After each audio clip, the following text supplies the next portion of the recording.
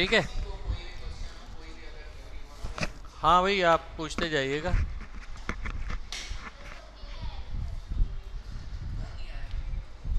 बस आ जाएंगे, अब कोई बात नहीं, अब शुरू कर रहे हैं।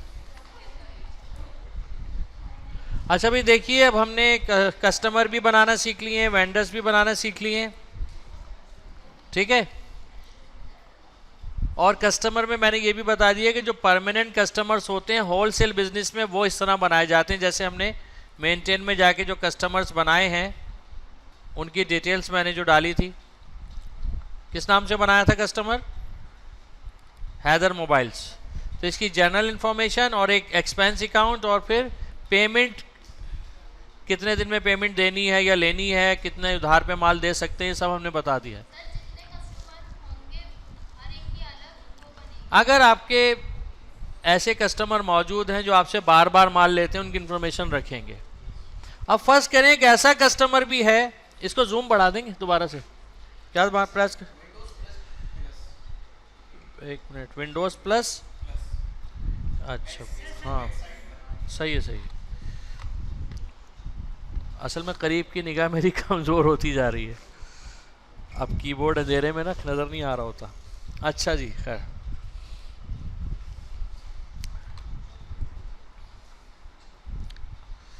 अब एक और कस्टमर बनाते हैं, ज़रा देखिएगा इस कस्टमर में क्या चेंजिंग करूंगा मैं। एक तो हैदर मोबाइल बनाया है, ठीक है, देखिएगा 102। अब कस्टमर का कोई नाम नहीं है, नोकिया मोबाइल कस्टमर। कोई ऐसा शख्स आपके पास आ जाता है जो नोकिया का मोबाइल खरीदना चाहता है, कोई भी, दिन में 10 भी आ सकते हैं ऐसे, तो आप उसका नाम नहीं लिखेंगे, बस नोकिया मोबाइल कस्टमर के नाम से बना लें, ना तो उसका कोई एड्रेस होगा, कोई नाम भी नहीं होगा, दैट्स इट बस। और कोई चीज़ डालने की ज़रूरत नहीं है, सिर्फ नोकिया मोबाइल लिखा आपने, क्योंकि वो कोई वॉकिंग कस्टमर है तो उसकी इंफॉर्मेशन रखने की ज़रूरत नहीं थी। एक्सपेंस अकाउंट लगाना जरूर, सेल अकाउंट लगाना ज़रूरी था, यहाँ भी सेल अकाउंट लगाना पड़ेगा, सही है। बस और कोई इंफॉर्मेशन देने की ज़रूरत ही नहीं है। एक और बना लेते हैं, देखें 103, एक minute, cell Samsung mobile,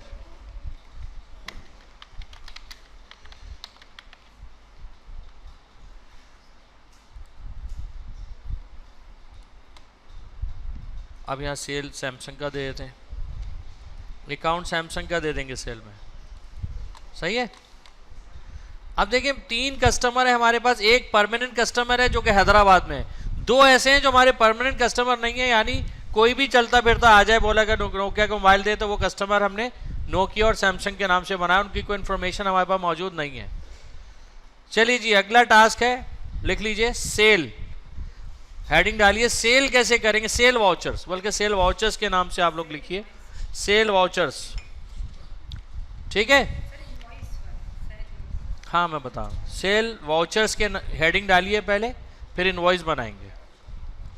cell voucher का नंबर 1 सेल इनवॉइस, सही है।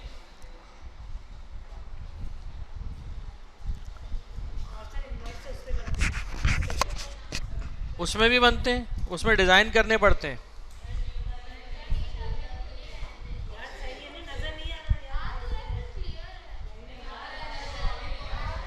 आ रहा है, वैसे जूम बढ़ा दिया तो देखें आ रहा है, बंद कर दें, बंद करने देना, थोड़ा क्लियर हो जाएगा।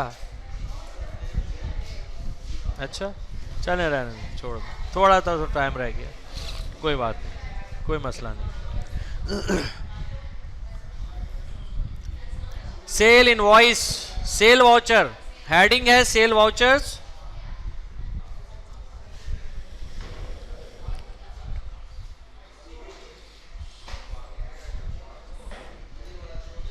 ठीक है भाई।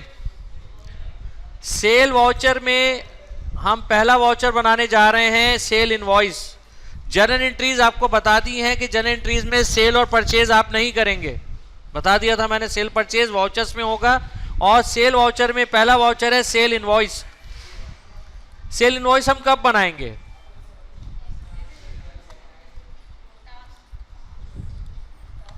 देखिए सेल इनवॉइस में हमें क्या क्या चीजें करनी होती है। सबसे पहले कस्टमर, अब सेल इनवॉइस में लिखना शुरू करते हैं। सबसे पहले क्या सिलेक्ट करेंगे? कस्टमर। किस कस्टमर को सेल कर रहे हैं आप? ठीक है, चलिए हैदर मोबाइल को सेल कर रहे हैं। देखिए हैदर मोबाइल की सारी इंफॉर्मेशन सामने आ गई। किस डेट को कर रहे हैं? डेट लेना जरूरी है, किस डेट को कर रहे हैं? सपोज 2 सितंबर। इनवॉइस नंबर जरूरी होता है, इनवॉइस नंबर डालना भी जरूरी होगा। देखिए 3 चीजें मैंने बताई। कस्टमर सेलेक्ट कीजिए, उसके बाद डेट, इनवॉइस नंबर जरूरी होगा ये। अब इधर आ जाइए नीचे, फिर क्वांटिटी यानी कितनी बेच रहे हैं। जैसे 1 नहीं चले 5 कर देते, 5। आइटम, कौन सा आइटम? 2 आइटम है, नोकिया बेच रहे हैं इसको, लेट सपोज। देखिए सारी इंफॉर्मेशन नोकिया की आ गई। क्वांटिटी यहां आपने लिख दी और आइटम यहां माउस से सिलेक्ट करके आपने सिलेक्ट किया। आइटम का नाम भी आ गया, उसकी यूनिट प्राइस भी आ गई, और इसकी दोनों या तीनों प्राइसेस जो सेल की थी वो भी आप खोल के देख सकते हैं किस प्राइस पे सेल कर रहे हैं इसको। या तो 15 पे कर रहे हैं या 14 पे कर रहे हैं। ठीक है, 5 कितने के हो गए? टोटल भी आ गया आपके सामने 75,000। ठीक है, इस वाउचर के थ्रू ही सेल करनी है, जनरल एंट्री से सेल नहीं करनी। सही है। अब सेल इनवॉइस होती कैसे? ये एक बिल होता है, बिल। सेल इनवॉइस एक बिल होता है। जब आप सेल करेंगे एक बिल होता है, बिल। इसको देखें, प्रिंट में जाए, प्रीव्यू में, प्रिंट प्रीव्यू। देखिए ये इनवॉइस ऐसी बनेगी, ऐसी निकलेगी। नजर आ रहा है?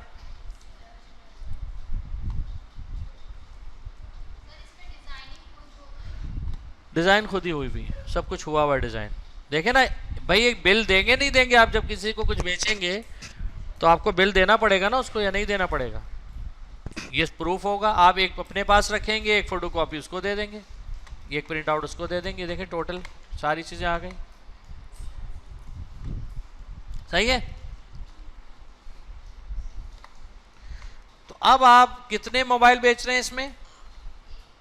1, 5। पहले कितने थे? कितने थे? 20 थे मेरे ख्याल। अब क्या रिपोर्ट में ये हमें बताएगा पहले कितने थे और अब कितने? बताना चाहिए ना। रिपोर्ट्स देखते हैं, रिपोर्ट्स, अकाउंट रिसीवेबल। अच्छा, कस्टमर सेल्स हिस्ट्री। ये तो सेल हिस्ट्री आ गई कि आपने इसको कितना माल बेचा। ठीक है, 1 मिनट और रिपोर्ट्स भी देख लेते हैं। नहीं, इन्वेंट्री में जाके देख लेते हैं। इन्वेंट्री से हमें पता चल जाएगा कि हमारे पास क्या हिस्ट्री रही, यानी हमारे पास पहले कितनी थी और अब कितनी। Item, inventory, unit activity report, inventory unit activity report देख लीजिए। हमने इसमें ओपनिंग बैलेंस शायद नोकिया में नहीं डाला था। नहीं, 1 मिनट रुकिएगा। है आइटम बिगनिंग बैलेंस हमने या तो सेव नहीं किए थे, किसी वजह से ये हुआ है। शायद मैं दोबारा से डाल लेता हूँ, रुकिएगा, कोई मसला नहीं है। आइटम को मैं एडिट कर देता हूँ। इन्वेंट्री में जाके इन्वेंट्री आइटम्स, सेव नहीं हो पाया होगा, गलती से मैंने कोई और बटन दबा दिया होगा। नोकिया मोबाइल, बिगनिंग बैलेंस याद रखिएगा, मैं दोबारा से डाल रहा हूँ। हाँ ये देखें ना, सेव नहीं हुए सही से, ये कैंसिल हो गया होगा ये। अच्छा भाई, बिगनिंग बैलेंस में इसको भी 20 कर देते हैं। और यूनिट कॉस्ट नोकिया की कितनी थी? 10,000। सही है। और दूसरा आइटम हमारे पास सैमसंग का है, इसको भी 20 कर देते हैं और यूनिट कॉस्ट इसकी 15,000 कर देते हैं। 18 थी, चलें 18 कर देते हैं, ठीक है।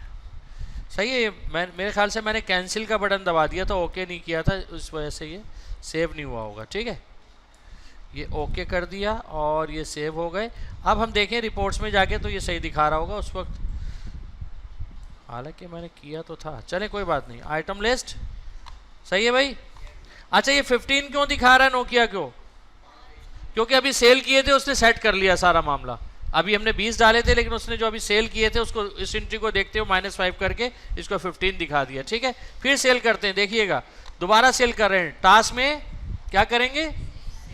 Cell invoice, Haidar mobile, again Haidar mobile आपसे 3 तारीख को इनवॉइस नंबर 102 पर आइटम सैमसंग 6 खरीद रहा है। 6 मोबाइल आपने बेचे और एक मोबाइल 22,000 का था, 21 का भी बेचा, 21,000 का एक बेचा, यानी 1,32,000। एक बात बताइए, हम इसमें पैसे ले रहे हैं हैदर से? कहीं नहीं। इनवॉइस जब बनाई जाती है जब आप पैसे नहीं ले रहे, उधार पे बेच रहे हैं। हाँ वो है इसी में है, आधे पैसे इसमें आते हैं। लेकिन इनवॉइस कब बनती है? इनवॉइस कब बनती है? जब उधार पे माल बेचें या आधे पैसे आ जाएं, अलग बात है। देखिए अभी मैंने सेल कर दिया, कोई पैसे नहीं लिए, सेव कर दिया, ठीक है। अब आइटम चेक करवाऊं आपको पहले। देखिए गर्मी लगे या सर्दी लगे, 5 बजे से पहले तो खत्म नहीं होगा। देख लें भाई, 14 बज गए, सैमसंग भी 6 बेच दिए, 5 ये बेच दिए, ठीक है। अब अगर आप इससे पैसे लेंगे तो क्या करेंगे? जब ये बाद में पैसे देगा तो कौन सा वाउचर बनाएंगे? रिसिप्ट। दूसरा वाउचर आ गया, रिसिप्ट।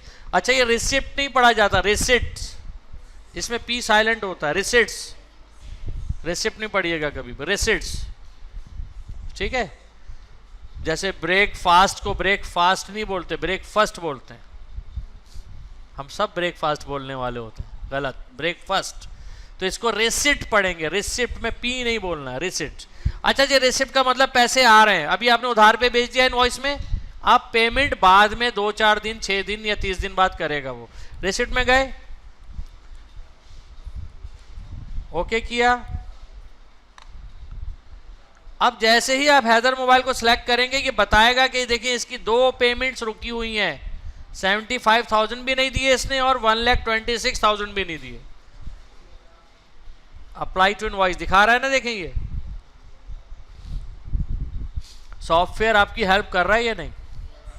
खुद ही तो बता रहा है कितने पैसे लेने आप अपने से, आपको तो पता ही नहीं था कितने लेने। देखो दोनों चीजें दिखा दी। अब आप ये दोनों पेमेंट उससे ले रहे हैं या एक ले रहे हैं? फर्स्ट करें एक लेते हैं, पहले वाली, ये यहां पे टिक लगा देंगे, सही है। और ऊपर आपको बताना होगा कि ये पैसे जो आ रहे हैं ये कैश में जा रहे हैं या बैंक में जा रहे हैं। ये पैसे कैश में जा रहे हैं या बैंक में जा रहे हैं। चलें वो चेक दे रहा है तो बैंक में जाएंगे। रेफरेंस नंबर डालना इंतहाई जरूरी है, जो भी नंबर डालें डालना जरूरी है, रेफरेंस नंबर। रिसिप्ट नंबर डालना भी जरूरी है, पहली रिसिप्ट है। डेट का डाला जाना, चेक किया जाना भी जरूरी है, किस डेट में ले रहे हैं आप ये, ठीक है। तो चलिए जी, डेट हम ले रहे हैं, फर्स्ट कीजिए इससे पैसे 15 तारीख को, सही है। और ये टिक दोबारा से लगा दीजिए, ये हट गया था, 75,000 इससे ले रहे हैं। पहले ऊपर की इन्फॉर्मेशन फिल किया करें, फिर ये नीचे वाली इन्फॉर्मेशन फिल किया करें। ये 75,000 आ रहे हैं, सही है। देखिए मैंने सेव कर दिया इसको। अब अगर मैं रिसिप्ट में दोबारा जाऊंगा, रिसिप्ट में तो क्या ये 75,000 दिखाएगा या नहीं? देखिए रिसिप्ट में गया, मैं दोबारा हैदर मोबाइल सेलेक्ट किया, देखिए एक एंट्री दिखा रहा है, इसका मतलब वो पेमेंट आ चुकी है। और जाहिर बात है रिपोर्ट्स में भी आ गई होंगी, रिपोर्ट्स भी बनती जा रही हैं।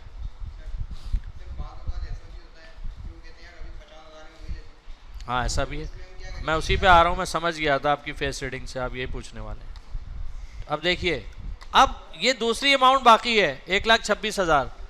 आपका कस्टमर कह रहा है मैं आपको 26,000 अभी दूंगा, 1 लाख बाद में दूंगा। अब देखिए क्या करेंगे, आपने इस कस्टमर को सिलेक्ट किया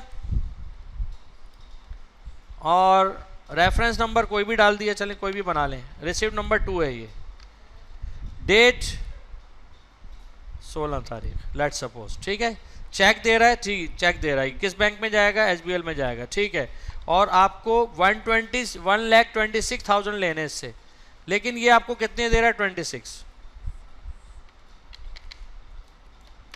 यहां लिख दीजिए अमाउंट पेड में जो अमाउंट दे रहा है वो, ठीक है। इसका मतलब है जब हम इसे सेव करेंगे और दोबारा हैदर मोबाइल को सिलेक्ट करेंगे तो क्या दिखाएगा? 1 लाख, देखें आ गया है ना, सेट करता जा रहा है ना कंप्यूटर। अब कोई टेंशन है आपको? अब तो अकाउंटिंग आसान कर दी है कंप्यूटर ने। पहले मेरे जो दोस्त थे अकाउंटेंट, वो 12-1 बजे घर आते थे मैनुअल, अब ठीक 6 बजे घर, कंप्यूटराइज्ड, सारा काम कंप्यूटर कर रहा है, सिर्फ एंट्री तो करनी है आपने, बहुत इजी हो गया। और क्या चाहिए, हर चीज़ तो आसान कर दी कंप्यूटर से, और क्या करेंगे, जान लेंगे कंप्यूटर की। ग्राफिक्स में आप देख लें कैसे कैसे वो ग्राफिक्स में आप तस्वीरें अच्छी कर लें, वीडियो एडिट कर दें, कुछ भी कर दें कंप्यूटराइज्ड। ठीक है भाई, समझ में आया। टास्क में पहले इनवॉइस में क्या करेंगे, सेल कर दी उधार पे, बाद में क्या किया, पैसे ले लिए। बाकी सवालात बाद में देखेंगे, पहले मेन चीजें कर लें। अब परचेज करना है। देखिए एक चीज समझिएगा, सेल इनवॉइस का मतलब क्या है, उधार पे बेचना। रिसिप्ट का मतलब क्या है, रिसिप्ट पैसा लेना। अब परचेज इनवॉइस भी तो होनी चाहिए ना। परचेज इनवॉइस का नंबर है परचेज रिसीव इन्वेंट्री, लिख लें ये लोग, ये पीएचडी वालों की एक मिस्टेक कह लें, इन्होंने इसका नाम गलत रखा है। इसका नाम होना चाहिए परचेज इनवॉइस, उन्होंने इसका नाम रखा हुआ परचेज रिसीव इन्वेंट्री। चलें वो आसानी के लिए करा होगा उन्होंने, परचेज रिसीव इन्वेंट्री, ये ब्रैकेट में लिखना है परचेज इनवॉइस है। ये जैसे सेल इनवॉइस ऊपर थी, ये नीचे है परचेज इनवॉइस। बिल्कुल वही काम, उधार पे खरीदेंगे, बाद में पेमेंट कर देंगे। ठीक है, आ रहा है तुम्हें समझ में? नोट नहीं किया? अच्छा, वॉइस नोट एक दो ही कर रहे हैं बस। कैसे करेंगे, इससे वीडियो से करेंगे? अच्छा, इसी वजह से, चलो कोई बात नहीं। देखो ना, कंप्यूटर ये भी आसानी दे रहा है आपको। अब आप वीडियो लेके घर में आराम से जाके देख लेना, टाइम निकालना पड़ेगा बस, कोई बात नहीं। ठीक है जनाब, परचेज रिसीव इन्वेंट्री का मतलब है परचेज इनवॉइस। देखिए जैसे सेल इनवॉइस बनी थी कस्टमर के लिए, परचेज इनवॉइस किसके लिए होगी, वेंडर्स के लिए, क्योंकि खरीद रहे हैं वहां। परचेज इनवॉइस में गए, वेंडर सेलेक्ट हुआ, वेंडर एक ही है, यूनाइटेड मोबाइल आपके पास। डेट किस डेट को खरीद रहे हैं, लेट्स सपोज 3 तारीख को खरीद रहे हैं, इनवॉइस नंबर 001, कोई भी नंबर डालना जरूरी है। क्या खरीद रहे हैं, आइटम सैमसंग खरीद रहे हैं, सैमसंग हम ले रहे हैं, फर्स्ट कीजिए 10 ले रहे हैं, 10 सैमसंग मोबाइल खरीद रहे हैं ईच के हिसाब से, और एक 18,000 का, ये कॉस्ट है। खरीदने में कॉस्ट आएगी, सेल में सेल प्राइस आएगी, अलग अलग है। ठीक है भाई, कितने का टोटल बन रहा है ये, 1,80,000। उधार पे खरीद रहे हैं, सेफ। अब पेमेंट करनी होगी कि नहीं, कुछ दिन बाद ले लिया माल, अब क्या करेंगे, पेमेंट्स। सेल इनवॉइस के बाद रिसिप्ट, परचेज इनवॉइस के बाद पेमेंट। लिख लीजिए ये, या मैं दोबारा बोल देता हूँ रिकॉर्ड हो जाए। सेल इनवॉइस के बाद अगर पैसे लेने हो तो रिसिप्ट से लेंगे, और परचेज इनवॉइस या परचेज रिसीव इन्वेंट्री के बाद पैसे देने हो तो पेमेंट से देंगे। पेमेंट वाउचर में गए, ये पूछ रहा है किस कैश से पेमेंट करनी है, चले बैंक से करनी है पेमेंट। जैसे ही वेंडर सेलेक्ट करेंगे उसकी डिटेल्स नीचे आ जाएंगी कि नहीं, आ गई देखें। जैसे ही आपने वेंडर सेलेक्ट किया यहाँ से, ऑटोमेटिकली उसने कहा कि 1,80,000 लेने इससे। अब आप कितने लेना चाहते हैं, आपने कहा भाई नहीं लेना है, ये देना है। हाँ बता दिया करें, ये गलत हो गया, ये देना है पैसे, लेने थोड़ी है, वेंडर को तो देने हैं आपने। आप कितने पैसे देना चाह रहे हैं 1,80,000 में से? 80,000, 80,000 हम देना चाहते हैं इस वक्त। चलिए जी, हमने कहा कि 80 लिखने के बाद एंटर करेंगे यहाँ पे, ताकि टिक मार्क या चेक बॉक्स लग जाए। यानी 1,00,000 आपने रोक लिया, 80 आप देना चाहते हैं इस वेंडर को। और चेक नंबर देखें, चेक नंबर खाली नहीं छोड़ सकते, और डेट किस डेट को दे रहे हैं, डेट भी खाली नहीं छोड़ सकते, डेट भी लेनी होगी। देखिए अकाउंटेंट का काम ये भी है कि क्या कितना पैसा आ रहा है, कितना जा रहा है, और डेट, क्या डेट मेंशन करना जरूरी नहीं है।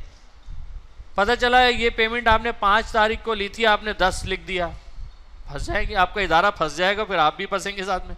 एक एक चीज अकाउंटेंट जो होता है ना, वो मैंने कहा ना कि 1 रुपए की एंट्री हो वो भी लिखेगा,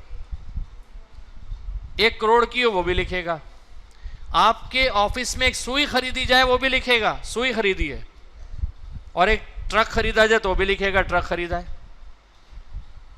1 रुपए का एक्सपेंस हो, 2 रुपए का हो, चाय का एक्सपेंस हो वो भी लिखेगा, और एक्सपेंस 1,00,000 का हो तो भी लिखेगा कि आज 1,00,000 का हुआ है। छूट नहीं होती अकाउंटेंट के लिए। ठीक है, तो चलें जी, ये अमाउंट आपके पास दोबारा से यहाँ पे मुझे लिखना होगा 80,000। जब ऊपर वाली इंफॉर्मेशन फिल करते हैं तो नीचे का चेक बॉक्स हट जाता है, दोबारा लिख दिया करें। ठीक है, ये लीजिए सेफ। अब जब मैं दोबारा सिलेक्ट करूंगा इसको तो कितना दिखाएगा ये? 1 लाख। देखें दिखा रहा है ना, पेमेंट 80 की आपने कर दी है, 1 लाख की रह गई है। तो चलिए ना रिपोर्ट्स में भी तो देखें, रिपोर्ट्स कहाँ से दिखाना शुरू करेगा ये। चलिए जी, रिपोर्ट्स, अकाउंट रिसीवेबल, कस्टमर की रिपोर्ट, अकाउंट रिसीवेबल। सबसे पहले एज रिसीवेबल, इसमें क्या दिखाएगा? Age receivable. किसी को मालूम है ये पहली रिपोर्ट बड़ी इंपॉर्टेंट होती है, एज रिसीवेबल। किस लिए होती है ये? Age receivable, aged. ये दिखाएगा आपने कितने पैसे भी कस्टमर से लेने, किस किस से कितने पैसे लेने हैं, ये भी रुके हुए पैसे दिखा रहा होता है। ठीक है, अच्छा। कैश रिसिप्ट जर्नल, कितने पैसे ले चुके हैं अब तक आप, ये डिटेल दिखा रहा है कि कैश रिसिप्ट जर्नल क्या दिखा रहा है, कितने कितने पैसे अब तक आप किस किस कस्टमर से ले चुके हो। देखो हैदर मोबाइल से इतने ले चुके हैं, इससे इतने ले चुके हैं। ठीक है, सारी रिपोर्ट्स नहीं दिखा रहा, कस्टमर लिस्ट तो आपको पता ही है, लिस्ट आ जाएगी। अच्छा, कस्टमर सेल हिस्ट्री, देखें सेल हिस्ट्री हैदर मोबाइल ही की दिखा रहा है कि आपने अब तक हैदर मोबाइल को 2,01,000 का माल बेचा है, जिसमें 1,58,000 कॉस्ट है और प्रॉफिट आपको इससे 43,000 का हुआ है, जो कोई 21% बनता है आपके बिजनेस का। हैदर मोबाइल को आपने 2,01,000 का माल बेचा अब तक, जिसमें कॉस्ट को निकालें तो वो 1,58,000 बनती है। 43,000 आपको प्रॉफिट हुआ है इससे, सिर्फ एक कस्टमर से। सारी चीज़ें तो दिखा रहा है, और क्या चाहिए।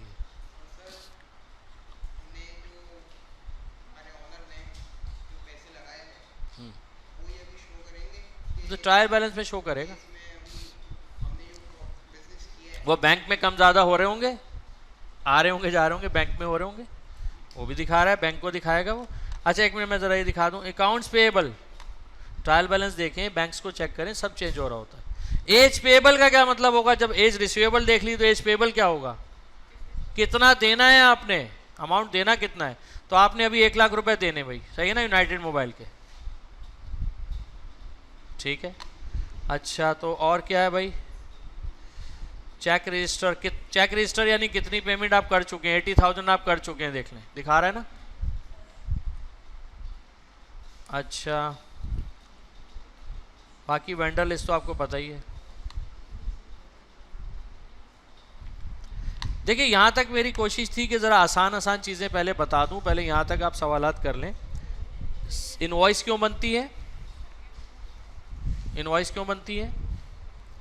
सेल करने के लिए ऑन अकाउंट, यानी उधार पे। जब आप उधार पे सेल कर देते हैं, बाकी पैसे कैसे लेते हैं, कौन से वाउचर से लेते हैं? रिसिप्ट से, रिसिप्ट से। परचेज इनवॉइस कैसे बनती है? परचेज रिसीव इन्वेंट्री से।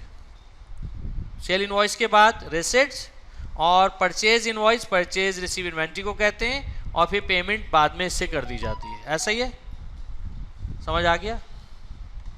अच्छा, अब जो आपके पास कस्टमर है, नोकिया मोबाइल वाला, एक तो था Haidar mobile, Nokia mobile customer और सैमसंग मोबाइल कस्टमर। इसका मकसद ये होगा कि ये कस्टमर वॉकिंग कस्टमर होंगे, वॉकिंग, चलते फिरते आ गए, इनकी कोई आपके पास लिखत पढ़त नहीं थी, एक शॉप से छोड़ा दूसरी शॉप में आए, आपसे लेके चले गए, तो इनकी कोई इन्फॉर्मेशन तो नहीं होगी ना आपके पास। तो जैसे ही कोई मोबाइल जैसे नोकिया का सेल हुआ, तो आपने यहाँ पे सेल नोकिया, ये पहला वाला नोकिया मोबाइल सेल को कस्टमर को सिलेक्ट किया, और ये जाहिर बात है वो कस्टमर होते हैं जो एक मोबाइल लेते हैं ज़्यादातर, ओके, एक ले लिया। आइटम क्या था? नोकिया मोबाइल था, ठीक है, 15,000 का एक था, सही है। किस डेट को ले रहे हैं, डेट डाल दिया आपने, और इनवॉइस नंबर क्या था, इनवॉइस का कोई नंबर डाल दिया आपने, ठीक है। और कोई इन्फॉर्मेशन तो नहीं है, बस ये टोटल 15,000 की इनवॉइस बन गई। और अगर बिल देना है तो यहाँ से आपने प्रिंट प्रीव्यू देखा इसका,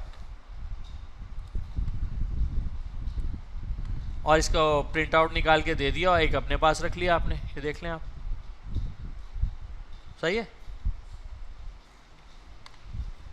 और इसके बाद सेव कर दीजिए। जब आपने इसको सेव कर दिया तो क्या इसका रिसीवेबल है कोई? यहां एक मिस्टेक कर दी हमने, यहां एक मिस्टेक की है हमने, आपने गौर नहीं किया। अभी मैंने आपको बताया है कि इनवॉइस उधार के लिए होता है या नहीं, तो इनवॉइस कैसे बना सकते हैं कैश वाले कस्टमर के लिए? आप बोली नहीं, देखिए मैं बार बार कह रहा हूं, इनवॉइस किस लिए है? On account. अब कैश कस्टमर है बेचारा, वॉक इन कस्टमर, तो पैसे देके जा रहा है, तो हम इनवॉइस क्यों बनाएंगे उसके लिए? अब क्या करेंगे? तो ये एंट्री हमारी रॉन्ग थी, इसे डिलीट करना भी अभी देखते हैं, फिर हम सही एंट्री बनाते कैसे होगा। ठीक है, पहले तो हम इस एंट्री को खोलेंगे जो रॉन्ग हो गई। देखें, एडिट डिलीट करना भी तो सीखें, डिलीट करना क्या करेंगे? सेल इनवॉइस में गए, अच्छा ये देख रहे हैं बटन इनवॉइस के, ये जैसे कि टेप रिकॉर्डर में बटन होते थे, नजर आ रहे हैं? ये रिवर्स फॉरवर्ड के, ये देखें नोकिया मोबाइल कस्टमर की, ये रिवर्स मेन्यू वाला बटन दबाया, प्रीवियस ट्रांजैक्शन आ गई, यही है ना? जो गलत हो गई यहां से देखें डिलीट का बटन है, डिलीट, यस, अब ये एंट्री डिलीट हो गई, यानी जो इफेक्ट डाला था इसने आपके अकाउंट पे वो वापस हो गया। क्योंकि उधार पे सेल हो गई थी, वो तो बेचारा पैसे दे के गया। अगर आपने उधार पे सेल की, ये 15,000 तो आपके बैंक में शो ही नहीं होंगे, ये तो फिर चीटिंग हो जाएगी आपके ऑनर के साथ। आपने उससे पैसे भी नहीं, पैसे लिए कंप्यूटर में शो नहीं किए, पैसे तो ले लिए कंप्यूटर में शो करना भूल गए आप। तो अब क्या होगा? अगर ऐसी एंट्रीज हो रही हो जिसमें लोग फौरी तौर पे पैसा दे रहे हो आपको पूरा पैसा, तो वो कहां से होंगी? इनवॉइस से नहीं होंगी। इनवॉइस में आप कह रहे थे अभी थोड़ी देर पहले कि थोड़े से पैसे ले सकते हैं, वो थोड़े से पैसे के लिए होती है, फुल अमाउंट के लिए नहीं होती। अब देखिए भाई दूसरा काम क्या? कैश सेल के लिए ऐसा कस्टमर जो वॉकिंग हो, क्या करना है? टास्क रिसिप्ट में ही जाएंगे, इनवॉइस नहीं बनेगी। रिसिप्ट के दो काम हैं, पहला क्या है? उधार पे बेचे हुए पैसे लेना, दूसरा काम कैश पे कोई अगर माल लेने आए तो भी रिसिप्ट डायरेक्ट बनाएंगे। रिसिप्ट में गए, बहुत इंपॉर्टेंट चीज है, समझ लीजिएगा, आखिरी लम्हात चल रहे हैं थोड़ा सा आप लोग साथ दे दें, क्योंकि देखें मोरल डाउन हो जाता है। 3 लोगों का मोरल डाउन होता है अगर पब्लिक बोर हो जाए, एक शायर का, एक सिंगर का, तीसरा टीचर का, तीनों के आखिर में रे आता है है ना? तो प्लीज, तो ये रिपोर्ट जो आपकी अच्छी नहीं आ रही, ये भी रे से है, तो आखिरी वो है, तो देख लीजिए। अब देखिए मैं क्या कहना चाह रहा था, इनवॉइस नहीं बनेगी क्योंकि ये शख्स फौरी पैसे देने वाला है और वॉकिंग है। आप रिसिप्ट में चले गए, रिसिप्ट में 2 पार्ट्स हैं, एक है सेल इनवॉइस।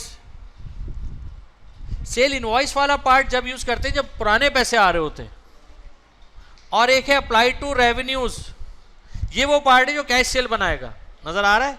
लेफ्ट वाला पार्ट था जो पैसे पुराने रुके हुए लेने के लिए होता है, और ये वाला पार्ट है फौरी पैसे लेने के लिए। तो अब आप कस्टमर सेलेक्ट करें, जैसे आपने लिया था नोकिया मोबाइल, और रेफरेंस नंबर आप बेशक कैश लिख दें, रेफरेंस नंबर ये भी लिख सकते हैं कैश लिख दें, इसका मतलब ये हुआ कैश आया था, ये भी लिख सकते हैं आप। Report number, sorry receipt number कोई भी डाल दें, डेट जो भी आपकी डेट थी वो लिख दीजिए। चेक नहीं आया था कि यहाँ भी मैं कैश कर रहा हूँ, कैश आ रहा है, सही है। और अप्लाई टू रेवेन्यूज पे क्लिक करेंगे, क्वांटिटी 1 है और आइटम उसने नोकिया लिया है 15,000 का।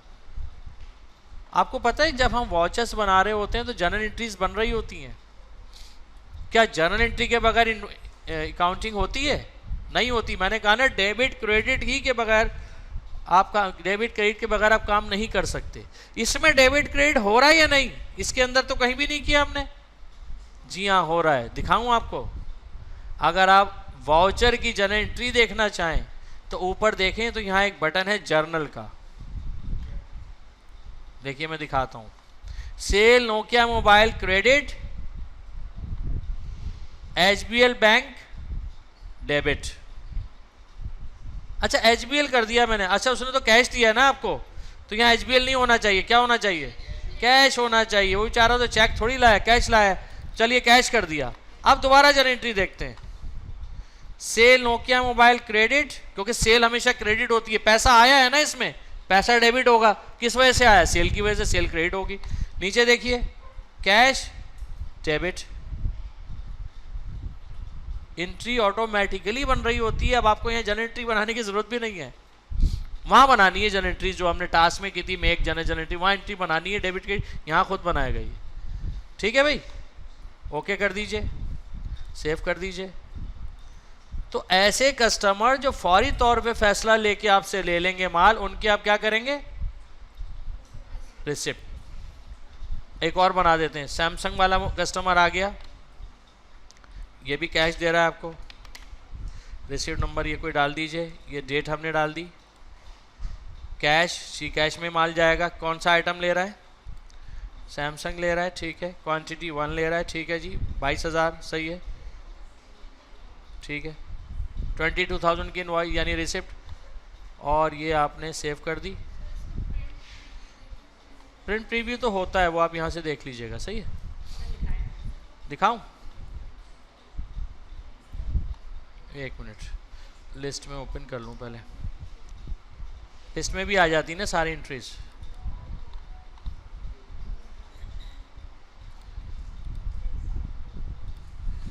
इसका बड़ा सादा सा होता है, जो रिसिप्ट से आप लेते हैं ना वो इनवॉइस की तरह नहीं होता है, सादा होता है बिल्कुल, लेकिन बन जाता है ये।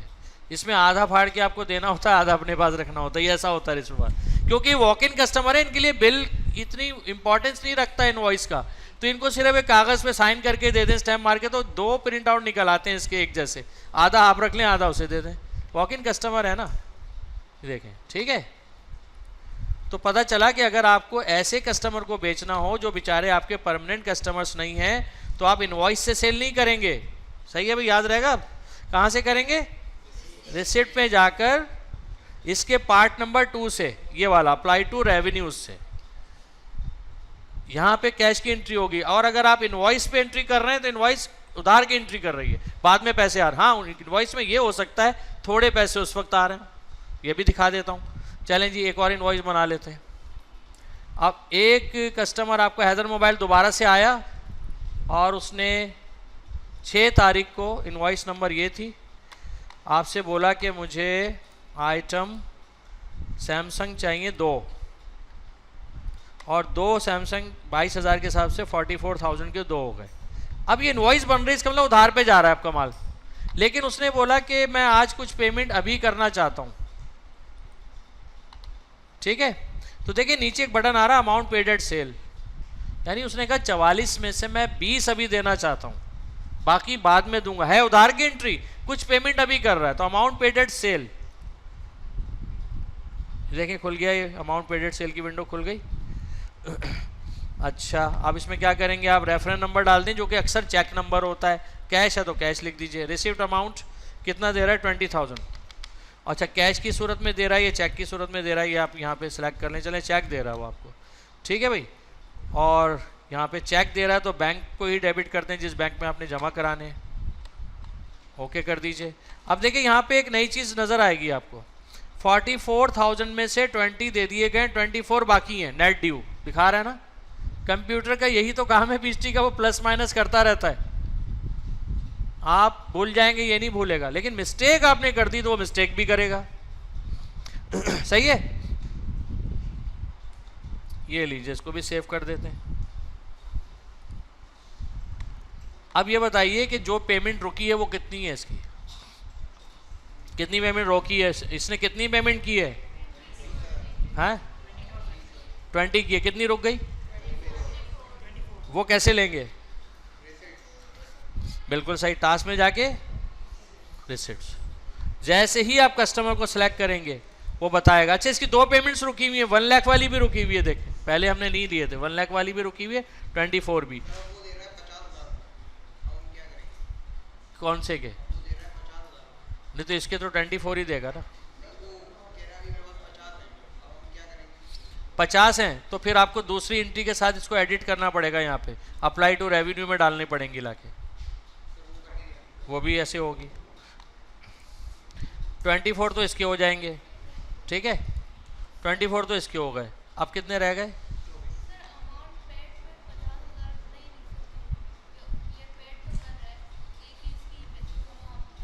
नहीं, मैं बता रहा हूँ ना, वो 50,000 दे रहा है ना, तो वो 2 एंट्रीज ही कहता हूँ, या तो इस पे जाके मैं सेट करूँगा इसको, या इसी पे सेट कर दूंगा।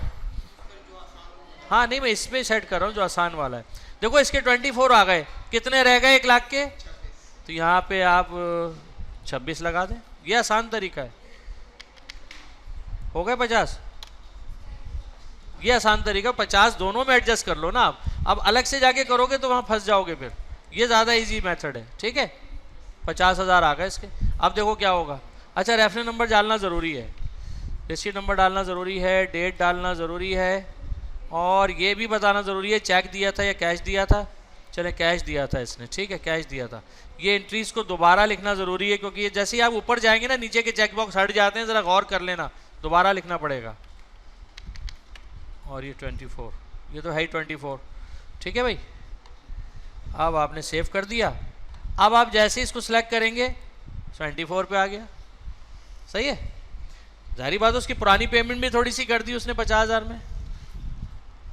चलें जी, अब सवालात कर लें आप लोग करने हैं तो। और मैं परचेज बता चुका हूँ, परचेज रिसीव इन्वेंट्री। हाँ देखे भाई, रिपोर्ट्स में जाएं, general ledger, general ledger trial balance,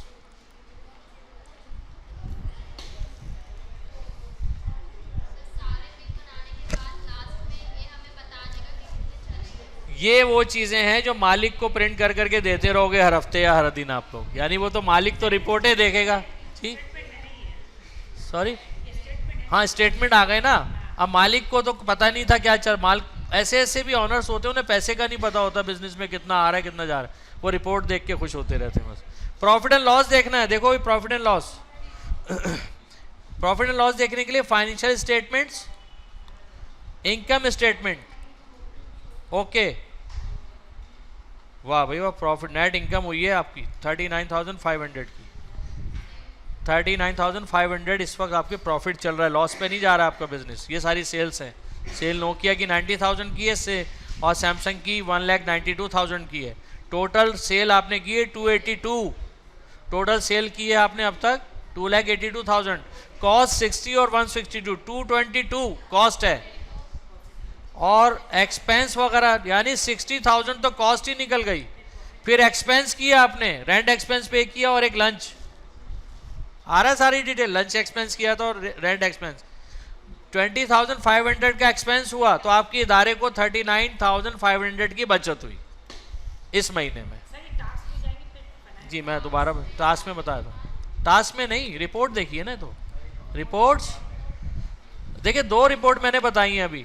एक तो है जनरल लेजर में, जनरल लेजर में आप देखती हैं trial balance, general ledger trial balance, इसमें आपको दिखाएगा सिर्फ अमाउंट कितना बचा है, अब कैश में कितना रह गया है, पेडी कैश में कितना रह गया है, बैंक में कितना रह गया, सप्लाईज कितनी रह गई हैं, इन्वेंट्री कितने की रह गई है, ठीक है। दूसरा मैंने दिखाया था फाइनेंशियल स्टेटमेंट्स, इसमें इनकम स्टेटमेंट, ये वाला standard income statement, standard income statement, standard income statement, okay. ये आ गया, देंगे प्रॉफिट दिखा रहा है, सारी सेल, सारी परचेज, सारे एक्सपेंस दिखा दिए इसने आपको।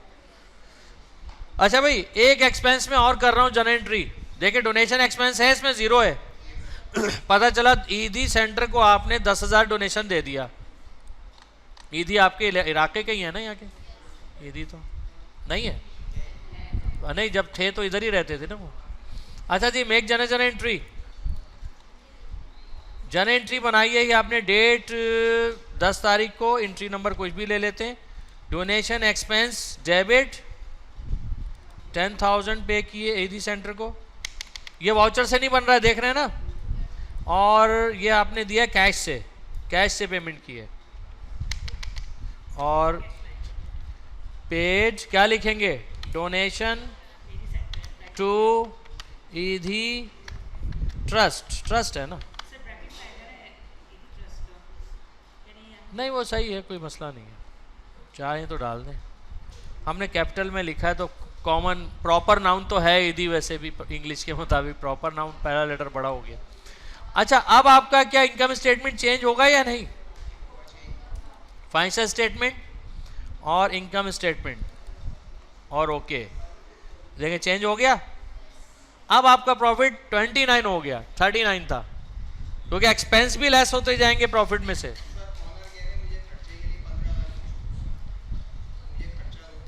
ऑनर को तो ड्राइंग है ना, तो ड्राइंग की एंट्री कर दो, ड्राइंग डेबिट कैश क्रेडिट। अभी मैं ज़रा परचेज का एक और बता दूं, एक चीज़ रह गई है। सेल को तो आपने कर लिया उधार पे भी, अभी करते हैं, सेल उधार पे भी कर ली, पेमेंट रिसीव कर ली, और सेल कैश पे भी कर ली। रिसिप्ट से आपने क्या किया, इधर वाले पार्ट से कैश सेल कर दी, पेमेंट नहीं करी भी आपने, अगर कैश पर परचेज करना हो तो क्या करेंगे? कैश पर परचेज करना हो तो क्या करेंगे? आपको कैश पे परचेजिंग करनी है।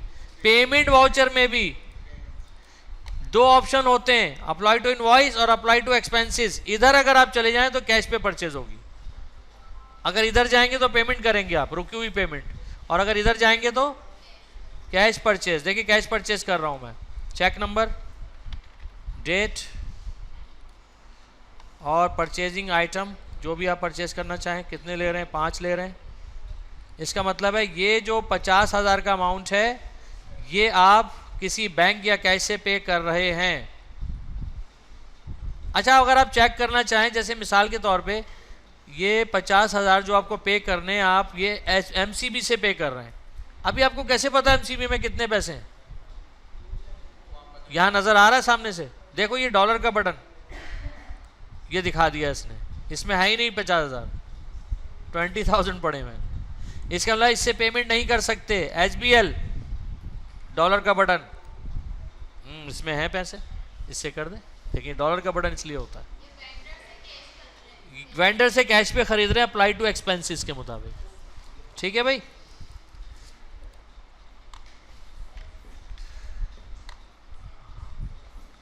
अब बताइए, सेल परचेज सारी हो गई, क्या सेल्स टैक्स पढ़ा दूं?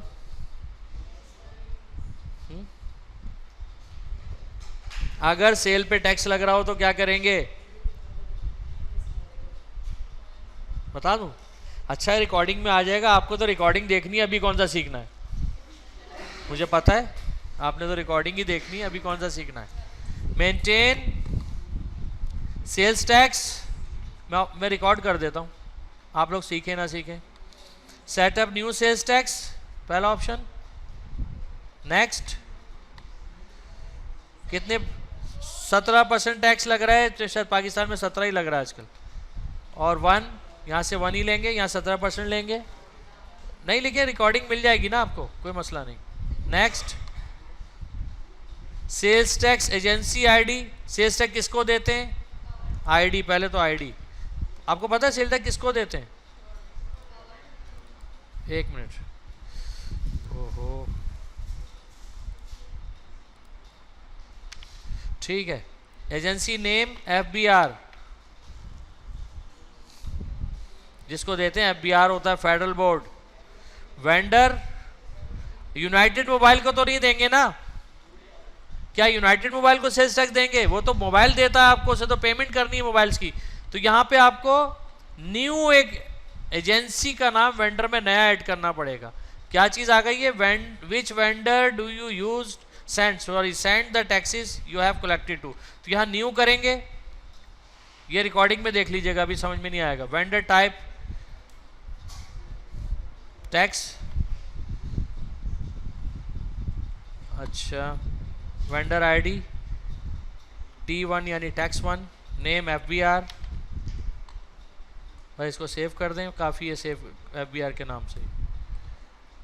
अच्छा जी, ओके, अरे कहाँ फंस गए?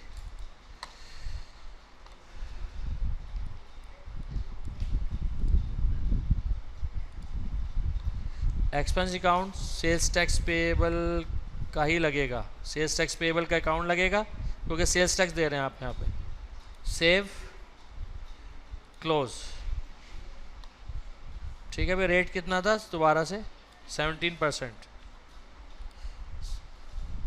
सेल्स टैक्स पेएबल का अकाउंट दोबारा लगा दें यहाँ पे, क्योंकि सेल्स टैक्स चल रहा है ना इसमें, ये थोड़ा सा ट्रिकी होता है। बहरहाल मैंने रिकॉर्डिंग कर दी है,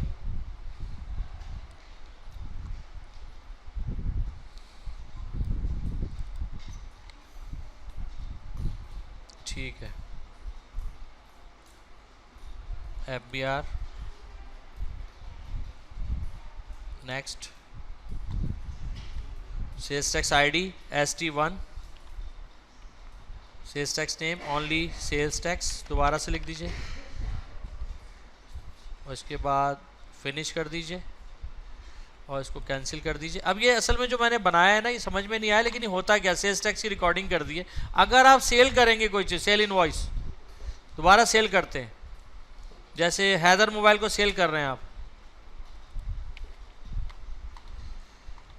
और डेट ले लीजिए जरा शुरू की, और आइटम एक ही बेच रहे हैं जैसे नोकिया, तो सेल्स टैक्स भी तो लग सकता है या नहीं आइटम पे। ये देखें सेल्स टैक्स मैंने सिलेक्ट किया तो ये 15,000 का मोबाइल था, 2,550 टैक्स भी लग गया इस पे 17% के हिसाब से। टैक्स की कैलकुलेशन वहाँ मैंने कर दी थी 17%, उसने खुद ही कैलकुलेट कर लिया कि 15,000 का मोबाइल अब 17,550 का पड़ेगा। टैक्स भी यहाँ पे हमने इंक्लूड करवा दिया, वो मैंने बना दिया रिकॉर्डिंग में। सही है, बस यस कर दें। मतलब टैक्स गवर्नमेंट का होता है, बस ये ध्यान में रखिएगा। चलें फिनिश, फिनिश या दी एंड, क्यों फर्क क्या है दोनों में? फिनिश और दी एंड में क्या फर्क है? डिफरेंस बताएं फिनिश और दी एंड का। हाँ जीनियस है, योर जैम। फिनिश के बाद दोबारा शुरू हो सकता है, दी एंड हमेशा फिल्म के एंड में आता है, दोबारा फिल्म शुरू नहीं होती। किताब के एंड में आता है, आपकी मर्जी है, वैसे एंड हो जाती है, उसके आगे कुछ नहीं होता। पीछे आप जा सकते हैं, आगे तो कुछ नहीं होता। फिनिश है कि फिनिश करूं या दी एंड करूं?